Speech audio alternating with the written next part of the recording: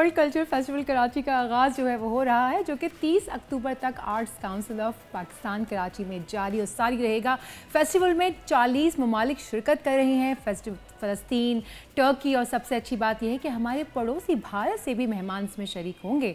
World culture festival Karachi में 100 से ज़ायद cultural जो है परफॉर्मेंस होंगी और 450 से ज़ायद आर्टिस्ट परफॉर्म करेंगे। मेरा सोनिया से सवाल है, आपने तो बताया नहीं कि आप जा रही हैं या नहीं जा रही हैं। नहीं है, चले फिर उस पर मेरा सवाल है, आपने तो ये बताया नहीं कि आप जा रही हैं नहीं मैं जा रही। बिल्कुल जा रही हूँ, आप देखेंगे आप मैं जा रही हूँ। गुड, ज़बरदस्त। अच्छा, अब इसमें होगा ये कि जहां हम बात कर रहे हैं पूरी दुनिया से मेहमान आए हुए, वहीं पे पाकिस्तान के पास भी अपॉर्चुनिटी है कि पूरी दुनिया से जो कल्चरल एम्बेसडर्स आए हुए हैं उनके सामने अपनी भी चीज़ें रखे, अपना भी आर्ट रखे, अपनी भी परफॉर्मेंसेस रखे। तो ऐसे ही एक बड़ी ही ज़बरदस्त आज हमारे साथ गेस्ट मौजूद हैं, उज़मा सबीन साहिबा जो कि थिएटर डायरेक्टर हैं, और अभी गुफ्तगू में पता चला है कि एक ही यूनिवर्सिटी से ताल्लुक़ रखते हैं और एक ही डिपार्टमेंट से।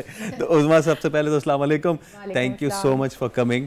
अब ज़रा इट्स अ प्लेजर। तो फेस्टिवल होने जा रहा है, आज से इसका आगाज़ होने जा रहा है। हम आपके प्ले के बारे में तो पूछेंगे, but what are the feelings about such a massive activity happening in Karachi? जी, ये बहुत मेगा इवेंट होने जा रहा है क्योंकि इसमें 100 से ज़ायद परफॉर्मेंसेस हैं और कोशिश ये की गई है कि जितनी भी फील्ड्स हैं, परफॉर्मिंग आर्ट्स है या फ़ाइन आर्ट्स है, उन सबको इसमें कोलैबोरेट किया जाए। तो इसमें थिएटर, डांस, म्यूज़िक और फ़ाइन आर्ट्स के जो पेंटिंग्स हैं, फ़ोटोग्राफी है, वो सब डिस्प्ले पर है और सबकी एक यही थीम है कि परफॉर्मिंग आर्ट्स को ज़्यादा से ज़्यादा आगे लेकर जाया जाए। वैसे आप खुद भी इसमें परफॉर्म करेंगी? वैसे सवाल है, या पीछे सिर्फ डायरेक्शन ही से? जी, मैं डायरेक्ट ही कर रही हूँ। मेरा एक खेल हो रहा है जो कि 21 अक्टूबर को है, ख्वाबों की नौटंकी। ज़रा कॉमेडी है तो नाम भी आपने जी बिल्कुल। और जो फाइन आर्ट्स के जो गैलरी में डिस्प्ले है उसमें मेरी फोटोग्राफी भी डिस्प्ले है। अच्छा, क्या जॉनरा है आपकी फोटोग्राफी का? मैंने ज़्यादातर, क्योंकि थिएटर से रिलेटेड है तो हमने इसका नाम ही है बिहाइंड द स्टेज। और जो मेरी फ़ोटोग्राफी है उसका जो मैंने थीम लिया है वो है बियॉन्ड द स्पॉटलाइट। तो उसमें जो ऐसे एक्टर्स जो हर दफ़ा स्पॉटलाइट में रहते हैं, हम उनको बैक स्टेज देख रहे हैं। तो बड़ी अच्छी सी मज़ेदार सी मोमेंट्स उसमें कैप्चर हुई हैं, तो वो ज़रूर आके देखें। अच्छा, ये बताइए कि 40 से ज़्यादा ममालिक के फ़नकार यहाँ पे आ रहे हैं और बहुत से तो पहली मर्तबा यहाँ आ रहे हैं। येस्टरडे हमारे पास नेपालीज परफॉर्मेंस थे, तो पहली मर्तबा वो पाकिस्तान आए। कितना इम्पोर्टेंट होगा पाकिस्तान के लिए अपने कल्चर को इन सारे ममालिक के सामने प्रेजेंट करना? कितनी बड़ी बात होगी है? बहुत बड़ी बात है। मैं तो कह रही हूँ एक सॉफ्ट इमेज हमारा जाएगा पूरी दुनिया में, वरना लोग जो बाहर से भी लोग आ रहे होते हैं उनसे हम पूछते हैं कि आपका क्या था इमेज, कि आप कहाँ जा रहे हैं, तो वो कहते थे कि कोई पहाड़ों में लोग होंगे और बुरके वाली ख़वातीन घूम रही होंगी। तो ज़रा सा उनका इमेज चेंज होगा। और बहुत सारे लोग पहली दफ़ा आ रहे हैं, जैसे कल कोसोवो से कुछ मेहमान हमारे यहाँ आए हैं जो बिल्कुल उनका फ़र्स्ट विज़िट है। तो उनका सबका, जैसे कल वो नेपाली जो गेस्ट आए थे आपके पास भी, उनसे मैंने पूछा था तो वो भी यही कह रहे थे कि हम तो सोच रहे थे कि कोई बहुत अंडर डेवलप सी जगह होगी, लेकिन हम यहाँ आए हैं तो इतनी बड़ी बड़ी बिल्डिंग्स और बिल्कुल हमारा चेंज हो गया इमेज। अच्छा, ख़ास तौर पे पाकिस्तान का और कराची का। तो कह रहे हैं तो बहुत हमारे उधर से बहुत मज़े की जगह लग रही है। अच्छा, चले उनको अंडर डेवलप नहीं लगा, वो ऊपर देख रहे थे, नीचे सड़कों को नहीं देखा। यही कहने वाली थी कि उन्हें जरा ऊपर घुमाए। अच्छा, आपने नेपाल की बात की, कितना हमने देखा है पिछले 10 सालों में इस खित्ते में ना सिर्फ ये कि पॉलिटिकल टाइज बड़े अफेक्ट हुए, बल्कि कल्चरल टाइज बहुत ज़्यादा अफेक्ट हुए। एक ऐसा वक्त कि जिस वक्त जो कल्चरल एक्सचेंज था between India and Pakistan, it was so frequent. हम यहाँ जा रहे हैं, वो यहाँ आ रहे हैं। उसके बाद फिर एक एक रेडिकल सी लहर उठ गई वहाँ से, उन्होंने कहा जी बैन बैन बैन सारे। तो इंडियंस कमिंग ओवर है, ये कितना ज़्यादा इम्पोर्टेंट है? ये भी बहुत इंपॉर्टेंट। मैं तो कहती हूँ दोनों तरफ से जो आर्टिस्ट का जो एक्सचेंज होना चाहिए, क्योंकि देखें इससे एक आपकी क्रिएटिव माहौल बहुत अच्छा हो जाता है। आप एक्सचेंज करते हैं अपने आइडियाज़ और हम कोई बड़ी चीज़ें कर सकते हैं, बजाय इसके कि हम ये इस तरह की चीज़ें करें। और हमेशा से देखें आर्टिस्ट या जो जनरल पब्लिक है वो तो हमेशा से मिलना चाहते हैं और हमारी बहुत उनसे मोहब्बत भी है उस तरह से। पहले भी जब वो लोग आते थे तो हम उनको बहुत लेकर जा रहे हैं और के बहुत दोस्ती बहुत जल्दी हो जाती है हमारी ऐसे लगता है कि हम बहुत पुराना सब एक दूसरे को जानते हैं।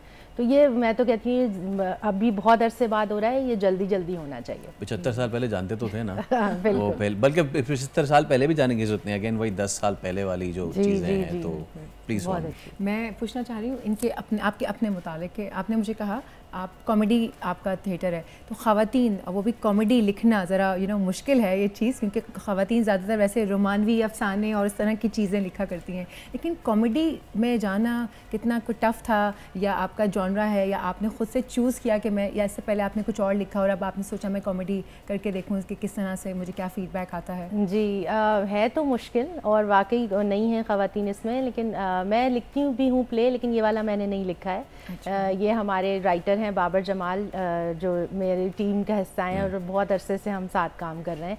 तो लेकिन ये ज़रूर है कि ये जॉनरा मैंने ख़ुद सेलेक्ट किया, क्योंकि मुझे ज़रा हंसी मजाक और इस तरह की चीज़ें ज़्यादा अपील करती हैं, तो मैं वो ज़्यादा दिखाना चाहती हूँ लोगों को। और मुझे होता है कि आजकल का जो इतना डिप्रेसिंग माहौल है उसमें लोग हंसना चाहते हैं, कुछ लाइट बात करना चाहते हैं, और देखें उसमें से भी आप कोई सीरियस गुफ्तगू उन तक कोई सीरियस मैसेज पहुँचा सकते हैं, तो क्यों नहीं हम इस तरह से काम करें। बिल्कुल ऐसे। और इसमें कितने टोटल प्लेज होंगे इस पूरे इवेंट में? इस पूरे इवेंट में देखें डांस भी है, म्यूज़िक भी हो रहा है, थिएटर भी हो रहा है, तो कोई 100 से ज़ायद परफॉर्मेंसेस हैं जो डेली बेसिस पर हो रही होंगी। और जैसे आर्ट्स काउंसिल के तो आपको पता है कि 2-3 जो ऑडिटोरियम्स हैं, ऑडिटोरियम 1 है, ऑडिटोरियम 2 है, और हर जगह परफॉर्मेंसेस लाइन अप हुई हुई हैं, तो बहुत मज़ा आने वाला है। मैं तो कह रही हूँ सबको आना चाहिए और बस डेरे डाल दें वहाँ पे 1 महीने के लिए। Absolutely, I am excited. आखिरी प्ले जो मैंने किया था वो इंग्लिश डे पे किया था, इफ यू रिमेंबर।